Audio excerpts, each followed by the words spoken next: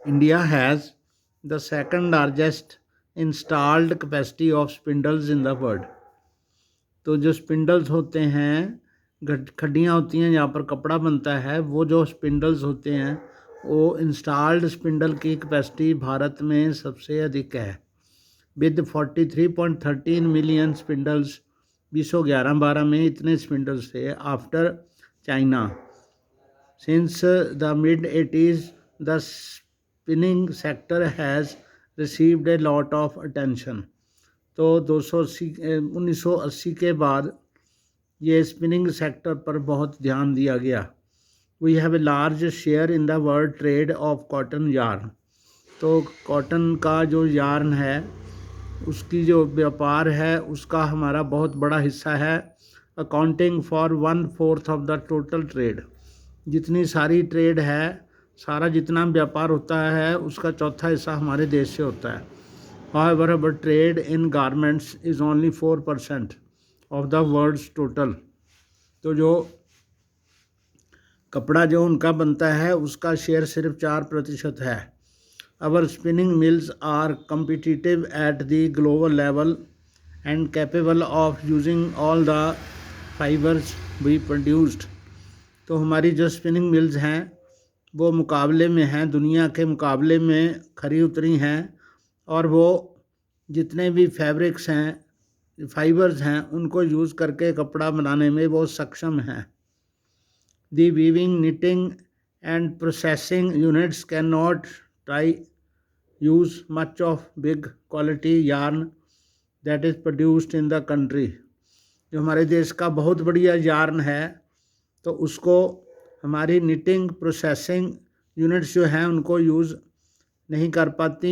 There are spinning some large and modern factories in these segments. इसमें बहुत modern factories भी हैं, but most of the production is in the fragmented small units. तो जो ज़्यादा जो प्रोडक्शन होती है वो छोटे छोटे बिखरे हुए छोटे छोटे यूनिट्स में होती है, which cater to the local market, जो सिर्फ लोकल मार्केट को माल उपलब्ध करवाते हैं। This mismatch is a major drawback for the industry. तो ये इस उद्योग के लिए बहुत बड़ा त्रुटि है। As a result many of our spinners export cotton yarn while apparel garment manufacturers have to import fabric. तो हमें हमारे जो बहुत बढ़िया जो फैब्रिक है, बहुत बढ़िया जो कॉटन यार्न है वो बाहर भेज दिया जाता है, जबकि हमारे जो बड़े बड़े कारखाने हैं उनको यहाँ पर वो यार्न नहीं मिलता, तो उनको वो यार्न इंपोर्ट करना पड़ता है। यार्न इज़ सोल्ड एट ₹85 पर kg। तो जो यार्न है, सूत है, वो 85 रुपये पर किलो के हिसाब से बेचा जाता है। If it is sold as a trouser it fetches ₹800 per kg। अगर ये कपड़े के रूप में बेचा जाए तो इसके 800 रुपये किलो मिलते हैं। Value is added of at every stage from fibre to yarn to fabric and garment. तो हर स्टेज पे कपड़ा बनाने में धीरे धीरे हर स्टेज पर उसकी वैल्यू जो है वो बढ़ती है। Why is it important for us to improve our weaving sector instead of exporting yarn in large quantities? तो ये सबसे बड़ी त्रासदी है कि हमें क्यों ऐसा करना चाहिए कि हम जितना यार्न बाहर भेजते हैं उसका कपड़ा बनाकर क्यों ना भेजें। तो हमें अपनी जो फैक्ट्रियां हैं उनका स्तर ऊंचा उठाना पड़ेगा। Although we have made significant increase in the production of good quality long staple cotton, 350 lakhs bales of 170 kg each।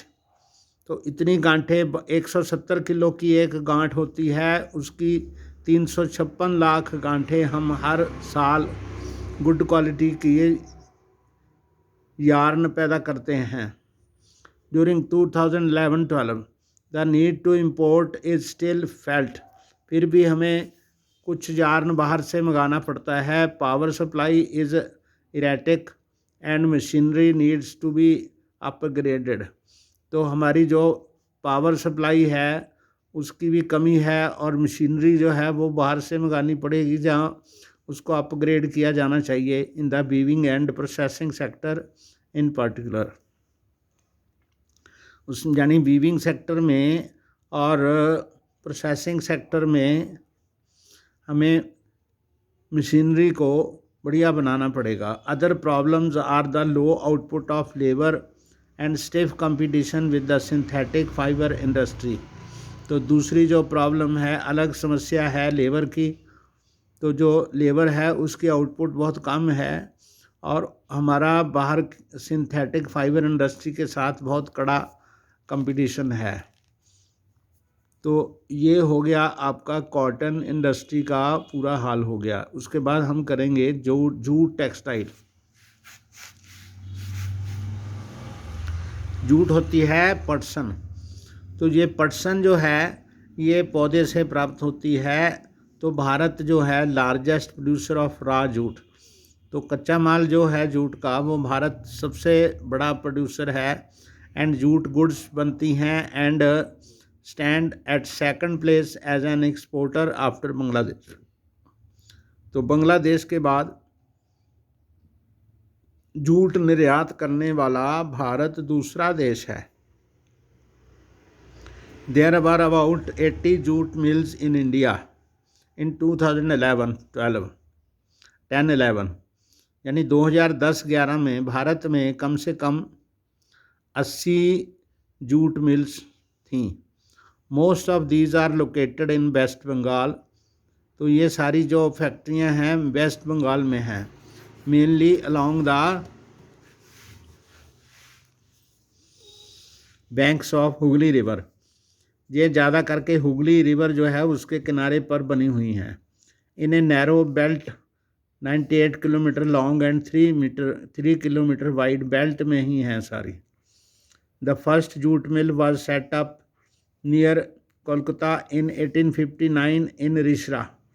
सबसे पहली जो जूट की मिल बनी थी वो 1859 में रिसरा में बनी थी। After partition in 1947 the jute mills remained in India but 3/4 of the jute producing area went to Bangladesh। तो जूट मिल तो हमारे देश में रही, लेकिन 3/4 ऐसा क्षेत्र जहाँ पर जूट पैदा होती है वो क्षेत्र बांग्लादेश में चला गया, जो उस समय उसको ईस्ट पाकिस्तान कहा जाता था। Factors responsible for their location in the Hooghly basin are. तो जूट मिल्स का हुगली के किनारे होने का जो कारण है वो है proximity of the jute producing areas, यानी कि वहाँ पर ज़्यादा करके पटसन वाला पैदा करने वाला क्षेत्र उसी इलाके में है। The inexpensive water transport. तो जो कम खर्चे वाला पानी ट्रांसपोर्ट है supported by good network of railways. वहाँ पर रेलवे लाइनें भी हैं, रोडवेज भी हैं एंड वाटरवेज भी हैं to facilitate movement of raw material to the mills. तो वहाँ पर नदी के द्वारा, सड़कों द्वारा, रेलवे द्वारा तो जूट का जो रॉ मटेरियल है उसको मिल्स तक पहुँचाना आसान है। Cheap labour from West Bengal.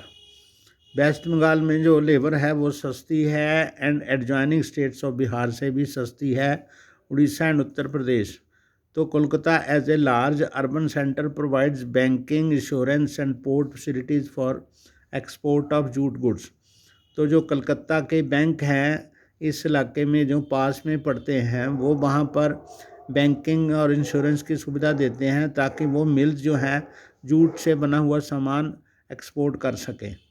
In 2010-11, the jute industry was exporting 3.7 lakh workers directly and another 40 lakh small and marginal farmers who are engaged in cultivation of the jute and mesta. Many more people were associated indirectly।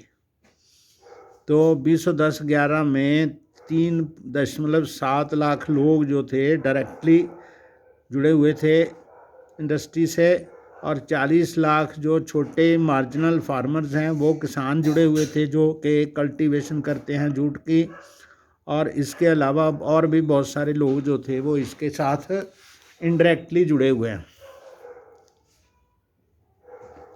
Challenges faced by the industry include stiff competition in the international market from synthetic substitutes and from other competitors like Bangladesh, Brazil, Philippines, Egypt, Thailand। तो इस जो industry का सबसे बड़ा जो competition है वो international market के साथ है, और सिंथेटिक सब्स्टिट्यूट्स हैं तो Bangladesh, Brazil, Philippines, Egypt, Thailand, ये वाले देश हैं जो कि जूट ज़्यादा एक्सपोर्ट करते हैं, तो उनके साथ हमारा कंपटीशन है। However the international demand has been in the increase due to the government policy of mandatory use of jute packaging. तो इसकी जो डिमांड है और भी ज़्यादा बढ़ गई है, क्योंकि सरकार जो चाहती है कि ये जो सामान पैकेजिंग का सारा जो पैकेजिंग होती है वो सारी जूट में होती है, क्योंकि ये रिसाइकल हो सकती है, इसको बार बार यूज़ किया जा सकता है। To stimulate demand the products need to be diversified. तो और ज़्यादा डिमांड बढ़ाने के लिए जो प्रोडक्ट्स हैं उनको उनकी वैरायटी को बढ़ाना पड़ेगा। डाइवर्सिफाइड का मतलब उसकी ज़्यादा वैरायटी होनी चाहिए। In 2005, National Jute Policy was formulated with the objective of increasing productivity। तो 2005 में एक नेशनल पर्सन की पॉलिसी आई और बनाई गई ताकि प्रोडक्टिविटी को बढ़ाया जा सके, इम्प्रूविंग क्वालिटी बढ़ाई जा सके, इंश्योरिंग गुड प्राइसेस, उनका प्राइस ज़्यादा मिल सके जूट फार्मर्स को, and enhancing the yield per hectare, ताकि किसानों को पर हेक्टेयर के हिसाब से पर्सन की ज़्यादा पैदावार मिले।